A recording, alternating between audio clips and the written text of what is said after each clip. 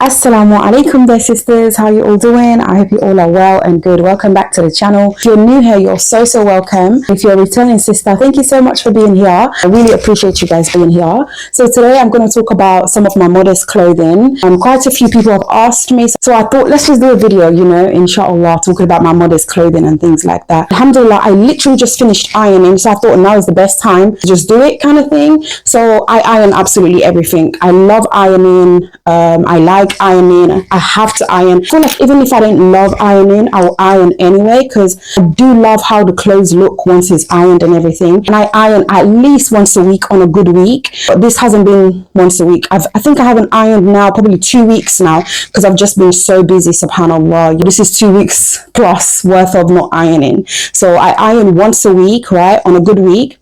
Once a week, and then just put everything in the wardrobe. I even iron the children's clothes, even their house clothes, I iron it because I just like how the things look once they're ironed. So before I start the video, let me just give you guys a little background about my journey dressing modestly. I absolutely love dressing modestly. I would say 100% munaqaba. I wear niqab all the time, no matter where I'm going.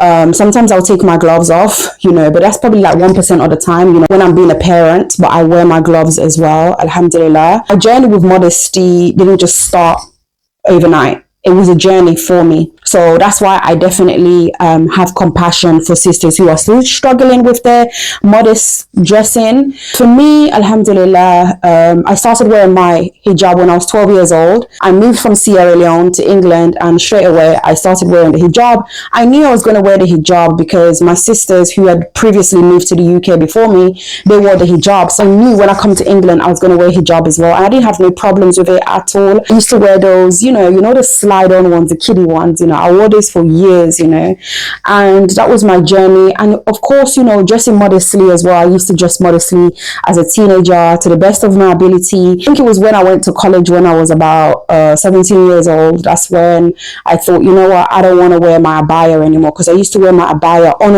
and off.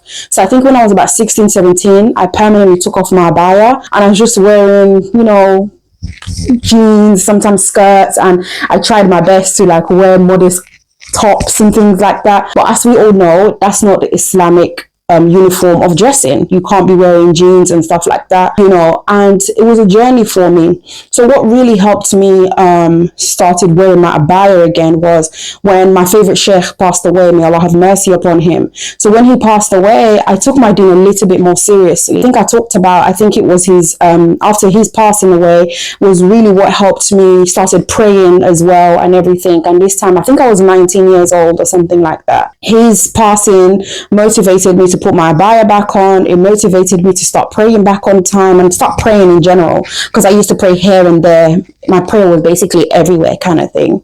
And I remember I was second year of university. I said to myself, when I go back to second year, I'm going to go with my abaya because I didn't want to start wearing my abaya mid first year. I said, you know what, after the summer period, I'm going to go back in with my abaya. Nobody's going to question me. Everybody's going to be looking at me weirdly, obviously, but I don't care.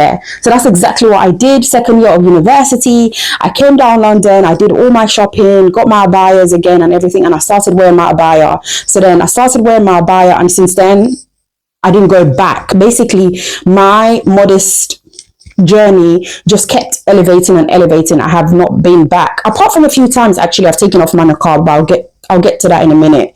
And then when I moved back to London after university, I did meet some amazing sisters, Allahumma barik, who used to wear the jilbab. And of course, you are who your friends are kind of thing. When you're around good company, you become one of them kind of thing. And there was one sister in particular who definitely motivated me to start wearing my jilbab. So I remember getting some jilbabs, and those days we didn't have the two-piece, we just had the one piece. At the time the two pieces were not popular as such, so the one pieces, and then they had a zip, and then they had some fastener, like a fastener right here. Those were the ones. You don't see them now. They don't have those jilbabs now, but I really loved those jilbabs. They were my favorite.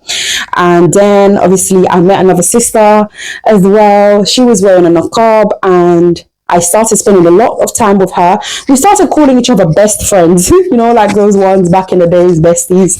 So because she was my best friend, she definitely influenced me a lot. She was a niqabi and she influenced me to start wearing my niqab. I put my niqab on, but then it was on and off kind of thing, depending on where I was going. Because at this time, I believe I was probably like 22 or something like that. It depends on where I was going. And at this time, I was also working. So I would wear my niqab to work. And as soon as I get to where I was getting to, I would lift it up kind of thing. And then I shortly got married. Shortly after that, of course, modesty was a thing. I'm happy. I wear niqab, I wear gloves. This is how I want to dress. I was happy, and that continued. And I did have like phases during my life where my iman was really low. And for me, I always associated niqab wearing as high iman.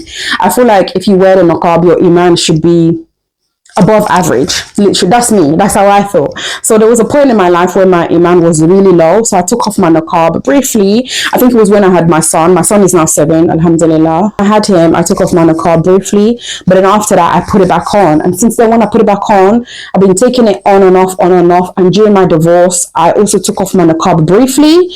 And then now, alhamdulillah, I've decided to permanently wear it. And I've been permanently wearing it for the past 2.5 years now. I haven't taken it off, alhamdulillah, and I pray that's how it continues, because I don't ever want to come on the internet to you guys and be like, guys, I'm really taking off my niqab. I pray that's never ever my story. I love the jilbabs. I love niqab. I love wearing gloves. This is what makes me happy. This is my journey to modesty kind of thing. And also I forgot to say, when I went to Sierra Leone, I took it off, but I did wear my jilbab.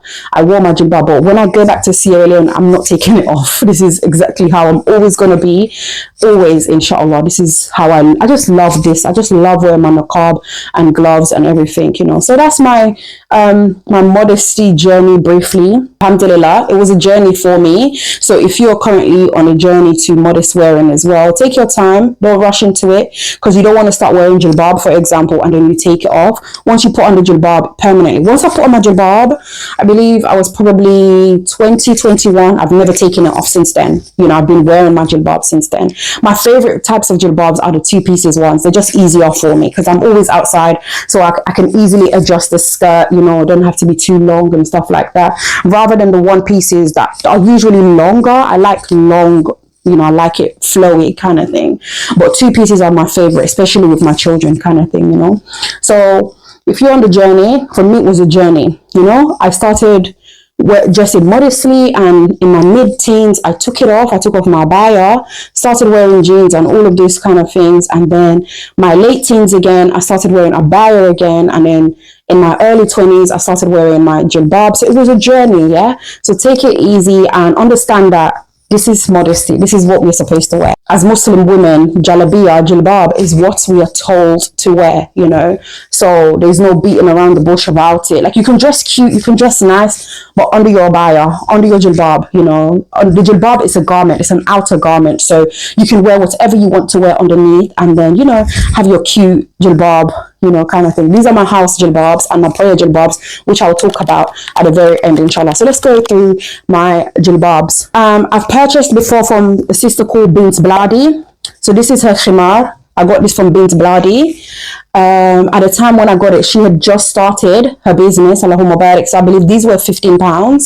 Okay, Bint Bladi is number 1. Her website, I checked it yesterday actually to see if she still got these things. I don't know, I don't think I saw them. Her website at the moment is kind of low on stock, but she's really good. I really love her quality. And then I got this from Mohammed Taylor. I think it's in Harlesden. Mohammed Taylor in Harlesden. I went to his shop, I chose the material that I wanted, and he literally made it there. So Mohammed Taylor is definitely really, really good as well. That's where I get some of my jilbabs from. And this one here, Ucht London, yes. Ucht London, I believe she's closing down, but she's still got some few bits on her website that's currently on sale. Love me Ucht London. I love her quality. I love the fact that it comes like with an attached niqab, like you can wear it in a niqab form as well. But I usually don't do this unless like I need to quickly just put on my niqab kind of thing. So I really love Ucht London. So Ucht London is another one as well. And I also purchased from Ahmed Taylor. This is Ahmed Taylor. You know what? I think green might be subconsciously my favorite color, or my second favorite color, because most of the jilbabs I've shown you now are kind of like green, you know, the green family. So this is Ahmed Taylor. Ahmed Taylor, the quality, in my opinion, have gone down a bit. I've been buying from Ahmed Taylor for the past 7 years now, alhamdulillah, and before, the quality was amazing. When I say amazing, amazing to the point where I wore them for years and years and years and nothing happened. And this one, I purchased it this year, and unfortunately this stain is not going anywhere. I don't know if you can see it. You know, this is Ahmed Taylor. His quality is still good, but it's not as brilliant as back in the days. I don't know why. I don't know. Maybe it's the material that I chose this time round. So that's Ahmed Taylor. And then London, and then I also buy, oh yes, this is one of my favorite. This is Hafsa. So if you can find any sister who basically sell Hafsa, get it. I don't know about it. They're a little bit on the pricey side, but they're worth it. But one thing you must know about me, I do buy things on sale. So whenever I see sale, I'm gonna grab it. So I believe I bought this half price. I think the original price was probably like £50, and I ended up getting it for £25. What a bargain. Alhamdulillah. Hafsa is really good. I had two of these. I had a black one as well. However, I got paint on it, and you know already when you get paint on your outdoor clothes, you can't wear it outside again. Let's put this here. I also get jilbabs from Temu. To be honest with you, this is the first time I've ever purchased a jilbab from Temu. This is from Temu. I bought this to wear on Eid al-Fitr, right, for me and the kids, and we didn't get to wear this one. Really nice. It's a one piece from Temu. I believe it was like £15. Obviously it's I don't know, the quality is okay. And I like the color as well. So that's from Temu. I believe I got this from a sister on Instagram. I don't remember the name anymore. Sometimes I see sisters advertising on Instagram, and if I like what they're selling, I'll usually support them. So yeah, I do love colors. I don't really wear all black anymore as I used to before. When I first started practicing, I was wearing all black. It's beautiful. I love it. I wear black sometimes, but I prefer colors, you know. And as you guys know, my favorite color is purple, and I actually don't own no purple jilbab apart from this one that kind of looks a bit purpley, grayish purple. This is from London. But I think I need to get some purple jilbabs, isn't it? And a beautiful purple niqab. So just to go through the places I buy jilbabs from again. So Ahmed Taylor is my number one, and then London, and then Mohammed Taylor, and then Bint Bladi, like for my khimars and things like that. And obviously Instagram sisters and stuff, you know, this is where I buy my jilbabs from, literally all over the place. I don't have one particular seller where I buy from, but these are like my favorite ones. And obviously I said to you guys, I bought from Temu as well. So there's a sister who I buy my gloves from, right, called Higher Clothing. Higher Clothing, her gloves are amazing, good quality. They're long enough as well, and they're just perfect. That's where I basically buy my gloves from. So if you look at my old videos when I started, I used to wear gloves that had like plastic kind of design kind of thing. I don't know how to describe it. That one's they are from Higher Clothing. Higher Clothing is so cheap. I feel like reasonably priced, the gloves, especially for the quality. So once I went to go buy some more and she ran out, and I didn't have the option to basically buy, I guess, and I looked for another option, so I went to Temu. So these gloves I'm currently wearing are from Temu, and then I tried to look for ones that looks like the ones from Higher Clothing. I typed in gloves with a grip, and I came across something similar, but the only thing is it's very short, okay? I used it for a while, but it's not my favorite. But these ones I'm currently wearing, they're from Temu, and they're my favorite. They're long, they're good quality. It's just perfect. I really like these ones. And I obviously used to wear the ones as well, you know, like the ones that have the flower. Those are the old school ones, but I don't use them no more because I use them sometimes, but they're not my favorite. Currently, these ones are my favorite, and I'm gonna buy and buy and buy again until I find something much better than what I'm currently wearing now. Now, my beautiful sisters, let's go through the niqabs, inshallah. So majority of my niqabs come from London. I love her quality. I love how they look. I love the designs and everything. So let's go through a few of these niqabs. This is London. Oost London, Oost London, Oost London, Oost London, Oost London. I'm a little bit obsessed with Oost London. Wait, is this one Oost London? I don't think so. Let me see. I'm not sure where this one is from. It doesn't say, but it's probably Oost London, you know. And this one is Ahmed Taylor. This is just like you know, the small niqabs. This is from Ahmed Taylor, and that's it. So most of my niqabs Oost London and Ahmed Taylor here and there. Oost London. I don't remember where this one is from. I don't remember this one, where that one is from. I want to talk about this one. This niqab, hold on, let's put everything back. So I want to talk about these niqabs quickly. So there's a store in Whitechapel near the masjid, right? I don't know the name of the store, but when I do find it out, I'm going to insert the name of the store when I'm editing this video. So it was just £5 in a store in Whitechapel, and they're trying to copy a brand called, I'm pretty sure you've come across it. I'll take a proper picture and show it to you guys. It was just £5, and I just thought it's so cute and, you know, straightforward, cute niqab. I got a few at the time. I think this is the only one I've got at the moment though. So Whitechapel is another place that you can get really cheap niqabs from as well. Now let's talk about the niqabs I used to wear when I first started wearing niqab, right? So there was a brand at the time called Turkey Gold. Turkey Gold, everybody had a Turkey Gold niqab. They're 3 pieces, they're beautiful, they have the string in the middle, just nice. This is what I started off with. So let's try the black one. At the time there was only one shop that you can get Turkey Gold niqabs from. It's a shop in Whitechapel as well called Blackstone. Turkey Gold, these are not Turkey Gold, but they try to basically imitate Turkey Gold. This is a different brand, but I still got these from Blackstone. I ordered these like a while ago online from Blackstone. But Turkey Gold, I don't know if they still do them. I really don't know, because I'm talking about 15 years ago, 12 years ago. The last time I bought the brand Turkey Gold itself was probably 9 years ago. They're really hard to find, but this is just copy of Turkey Gold, and I really love these niqabs. I started off with these ones, and imagine starting wearing niqab and you start off with the biggest ones. These are one of the biggest ones, 3 layers, literally 3 layers. Let's put it on, and I love these niqabs, seriously. Everyone loved it. Those who were wearing niqabs back then loved it. This is what most of us started off with, you know. And the thing is as well, like 3-piece, if you're feeling so modest and you just want to cover your face, I can still see, I can actually see, like, you know, you've got this layer that you could just, you know, flick it down kind of thing.